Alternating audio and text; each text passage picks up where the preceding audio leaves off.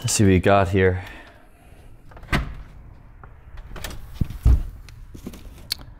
Yep, it's Amazon and it's a return. You know what they should do? They didn't make these things into like a frown when you get returns.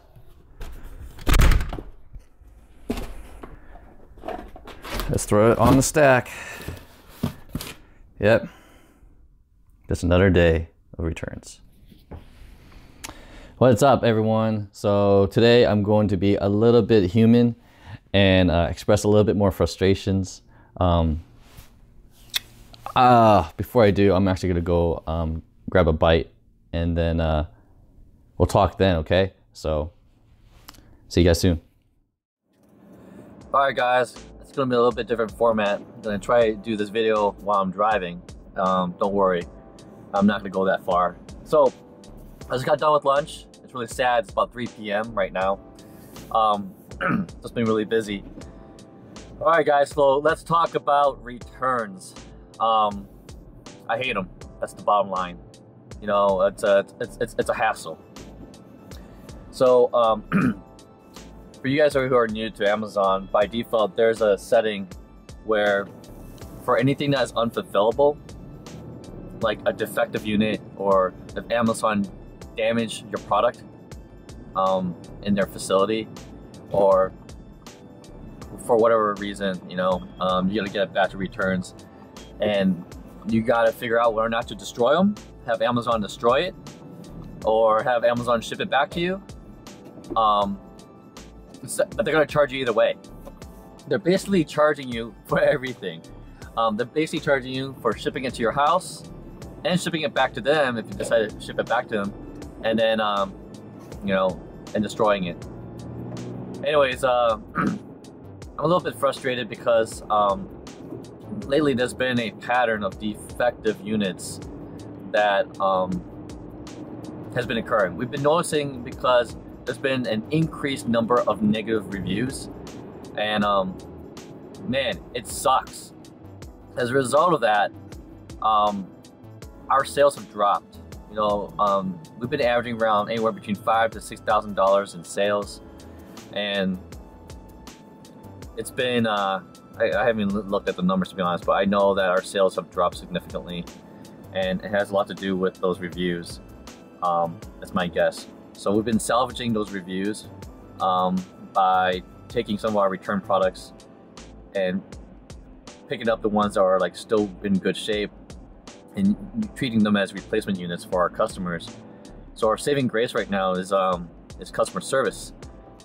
So we're able to recover like a 1 or 2 star review to a 4 or 5. But unfortunately, we cannot keep up with the pace of defective units because something went wrong. So one of the things that that you have to do when you pick a product and you pick a supplier is you have to hire an inspection company, and I highly recommend to do it twice.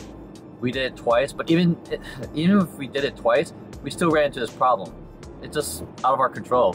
You know, you could do what you can only do, and but at the minimum do it once, but to be safe, try to do it twice with 2 different companies. They're about $100, $120 per inspection.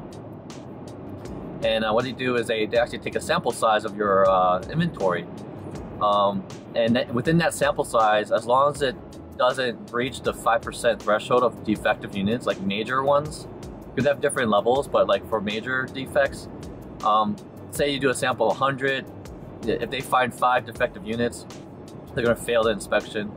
They do a sample size of 50, you know, we talk about more than 2.5 units. But either way, our inventory passed. It was our 3rd round of inventory.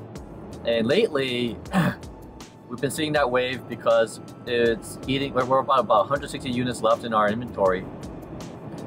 And it's just a bad batch. So we're trying to figure out what to do with it. I really don't know. We have to figure that out. But we've been trying to address all the different replacement units and all the negative reviews as a result of it. Man, it sucks. It's really frustrating. You know, it's such a hassle. As you can see, those boxes, I haven't had time to really look into those and see what can be reused. and sent back to Amazon. But there's nothing you can do about it. It's just one of those things, you know. And I honestly think because it was that that flood that happened. If you guys have been following my channel, there's my very first frustration video. There's a part where I talked about my supplier had to shut down for about a week or so because they had this massive flood, and it was about 7 feet high.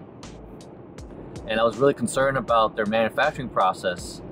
And unfortunately, that third round of inventory was being processed after that incident.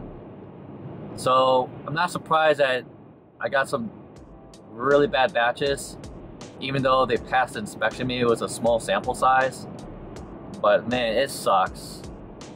And you know, me and my buddy are trying to figure things out.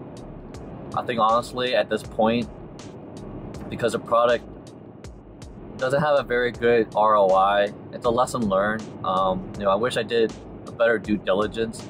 I was all about execution and run with it versus just trying to, you know, stay stuck in the whole product research category. But you know, everything was right except for one thing: the cost of manufacturing and, you know, my overall return on investment. It wasn't as high as I would like it to be because a lot of that got eaten up through marketing and advertising. So yeah, anyways, just being real here, guys, it sucks. It's a lesson learned. I don't know if we're going to continue with this product because it's our very first product and it doesn't have a very great ROI. The amount of effort that we're trying to keep this up and running, the customer service, it really comes down to the product. You know, in my most recent video, I talked about that. It is so important for you guys to find the right product and a very good manufacturer, right? A good supplier. But yeah, anyways, that's pretty much it, guys. I just want to be human, really express that Amazon is not perfect. It's not easy. There's a lot of moving parts. Things can go wrong, and you know, you just have to tackle it one thing at a time. You know, it's never ending. And even if I did hire a virtual assistant, you know, they're still gonna have to figure things out too, and you know, have to teach them. But we're not even at that point to really scale because we're so new, right? So you're gonna do all the work yourself when you first get started. Cool. All right, guys, that is it. I'm on my way home, and probably had to look at those returns and organize them. So, all right, guys. I will catch you guys in the next one, and consider subscribing. If you're new to this channel, I try to kind of share a real piece of the journey of Amazon and just overall entrepreneurship, try to figure things out. And that's pretty much it, guys. I will catch you in the next one. Later.